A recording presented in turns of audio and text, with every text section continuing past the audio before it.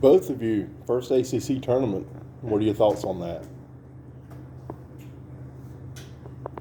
Yeah, I guess I can speak to that. It's exciting because I think it's pretty open right now. There's a lot of good teams, and a lot of people are playing their best ball right now. So it's pretty exciting to see, who can make it to the top and claim the ACC tournament.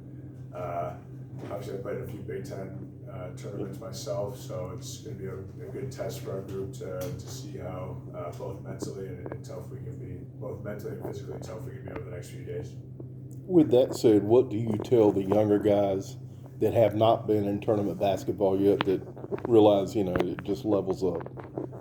Yeah, I think the biggest thing, and we talked a lot about this before the last game, is staying the course. There's a lot of up and downs over the course of a few days, especially just if you keep winning. Obviously, you got to go from all the highs of emotion of a big time win to immediately starting to scout for the next team. You have limited time, so staying the course and staying poised, which has been a factor consistent for our whole season, but it's going to be most important coming up here in tournament play.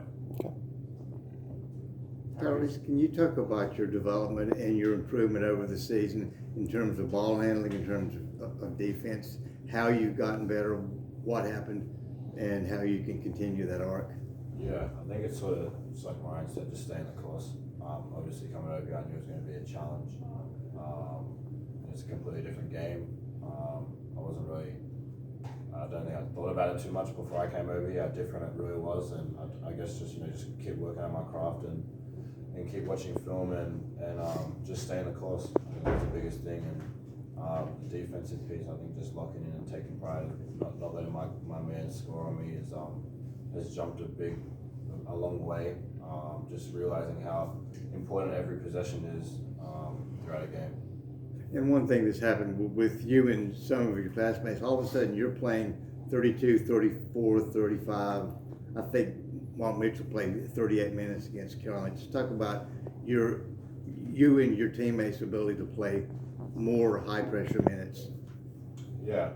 I think it just goes to show how locked in and ready we are. I think all of our guys are ready as soon as their number gets called to go out and perform, and we trust one another, and Coach Shire trusts us, so just having the trust to put us out there in those high pressure minutes.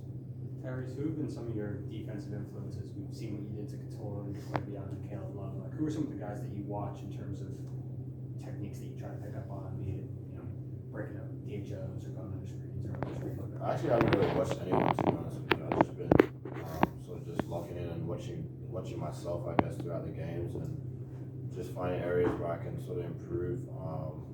If there's a breakdown, what I can do to help that. But yeah, I haven't really watched anyone, to be honest.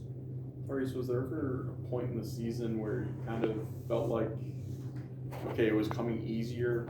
Was there a game, or was there a break in the schedule where you just kind of got to take a deep breath and reevaluate things? I think that was a specific moment. I feel like after the Miami game, and Miami was a big jump. Obviously, we went down pretty bad, and just reevaluating with the team and stuff like that. I think that's when it sort of shifted a little bit, if you'd say a game. But yeah, I wouldn't say like a specific moment or anything like that. No. More gradual. Yeah. We've heard a lot from both you guys and everybody else on the team about that meeting after Miami. Can you give us a little more background on how that came to be? Like, who called it, who's speaking, like as much as you can sort of tell us about why that was so impactful? Yeah, it's funny. I've been in college basketball a while, so I've had a few of these player-led meetings that occur in the middle of the year, and they typically follow a tough loss. But it's an important part here. There's no undefeated team in the country this year. Everybody's taken some tough losses on the chin, and that's what happened to us at Miami. I think a lot of us were really disappointed in the way that we came out. Obviously, Coach Shire and the staff expressed their frustration as well, but a lot of it came from everybody on the team. I guess naturally it was some more of the older guys, myself and Jake and Jeremy, that took a little bit of the control in this situation just because we've had it. But the young guys were as frustrated as we were in our performance that day. So I think it was more so just coming together and trying to talk through where we want to go through the rest of this year. That was really a breaking point for us in terms of kind of where we were in the standings, where we've been, and knew that we controlled our own destiny at that point. I think we went to Virginia right after that. We were going to play a lot of the teams at the top of the conference, so we knew that that was going to be an imperative time to, say the time is now. So I think it was pretty natural in terms of the development of it. But like I said, Jake and myself and Jeremy, every year you have a few of those meetings. Sometimes tempers flare, sometimes it's there's some tough love, but every team goes through it, and I think it's been great for us it's made us come closer and play together, play more together, and it's led to a few wins in a row here. Brian, being one of the older guys on the team, how reassuring is it that the things that Coach Shire was saying when you guys were taking tough losses in early January and before, is paying dividends, and you guys are improving now? I think it's really imperative to the success of our team because it builds the level of trust we have between the staff and the players to each other. It's not hard, but the preseason before you start playing games, you're just kind of expecting everything that everybody says, communicates to each other, and you're expecting it to be true. But that first, you start playing games and you take your first loss, all of a sudden everybody has a plan. Everybody has a plan until you get punched in the face. So when you start taking losses and you get hit on the chin, you lose a game like we did in Miami, you start to question things, start to talk about what's wrong with our group. Why is this happening? What could we be doing better? So it's awesome to be able to stack these wins together, and again, just build on that level of trust with each other while we're on the court, and from the staff to the players about trusting the strategy, trusting what we talk about, trusting the effort and work we put in through film, through practice, days before a game. The more you win and the more you build up confidence in that, just the level of trust and connection between everybody on the court through practice just gets higher and higher as you continue to be successful. Ryan, you've been rebounding at a really high level recently. Just talk in general about you individually and the team collective, how important that's going to be moving forward. It's huge. I think, I guess, me personally, I've noticed a difference when I'm out there rebounding, just with the level of heightened aggressiveness we have with the players around me. It makes rebounding a lot easier when you have guys like Kyle and Mark and Derek and Tyrese and Jeremy out there. Everybody's crashing the glass incredibly hard, so it's easier when you have those kind of guys out there with you. And then just as a team, second chance points have been huge for us. We talked a lot about limiting turnovers and handling the ball. One of the reasons that turnovers hurt us so much is because we don't get a chance to offensive rebound. It's one of the best things we do. And I think going forward, just again, enforcing our will on the offensive glass is huge for us. Obviously, we start a tall lineup, so it's something we need to be able to rely on. Tyrese, can you talk about being able to rebound from the importance of rebounding from the perimeter? Yeah, I think it's huge, especially defensively, because Derek and Ryan and some of the centers and power forwards like Flip and stuff. They're doing a great job trying to get positioning and trying to get the other team to not get the rebound. So us just sweeping through, and it helps us start our offense. I think we've got so many guys so versatile, and everyone can sort of start the break. But if us guys get the ball early, we can sort of push and initiate offense. And then offensively, the guys just be trying to get back and stop D-Tran. So the bigs do a great job just getting the loose and scrappy balls like Ryan and stuff. And then that's when we get our best offense again, kick out threes and resets and shot clocks.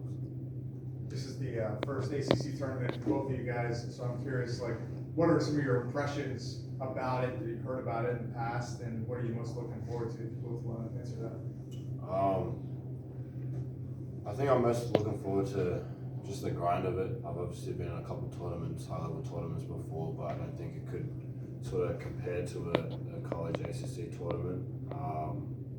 I feel like, Coach always talks about how every possession matters and every game matters, but I feel like it's a real emphasis in these type of games. Anyway, it's really anyone's game, and you see so many upsets and stuff because teams have nothing to lose, and I feel like it really is a new season. Everyone's 0-0, and every possession matters. Tyrese, earlier we've all talked about the turnovers you guys were committing, and the Miami and Virginia games back-to-back over 20, but since then it's really just fallen off. Just now that you've had this 6-game stretch, if you ever look at it, what's the difference? What are you guys doing so much better?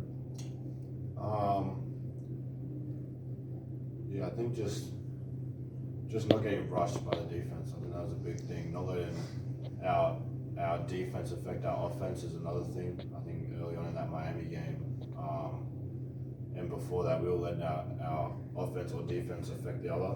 I think we're doing a really good job now of just moving on to the next play. And if we have a bad offensive possession, we all know and we all need to get a stop on the defensive end. We don't really let it affect us anymore. So I think that's a big thing that sort of shifted. And I think just practicing, just getting more ball pressure in practice and helping one another because we know how physical and aggressive other teams can be. So I think those are the main two things. Ryan, you spoke about being in these environments and these tournaments before, and Tyrese just spoke about starting over 0, everybody 0-0. But do you guys really mentally block out the momentum and the 6-game win streak that you have going into this tournament, or do you lean off of some of that and look at the things that you did right during that winning streak and try to carry that into a Greensboro? Yeah, I think it's about finding a balance between the two you just mentioned. Obviously, we want to go in there with a humble approach that everything we did in the season doesn't matter to this point. It's we're going to go home now. We want to win an ACC championship this week. But with that being said, we've been playing some of our best basketball in the past few weeks, and like we were just talking about, we've done a great job of some of the things that have hurt us earlier in the year, like limiting turnovers. So I think it's about finding the balance there, building off the momentum that we've been able to create this, these past few games, the team chemistry we've been playing with on the court, sharing the ball. But there also has to be a different perception going in that it's life or death right now. One more question. Tyrese, I'm going to ask you to speak for all the freshmen. John said that you guys are no longer freshmen. Do you feel that way? And what are some of the improvements you've seen from your teammates and yourselves collectively as a group?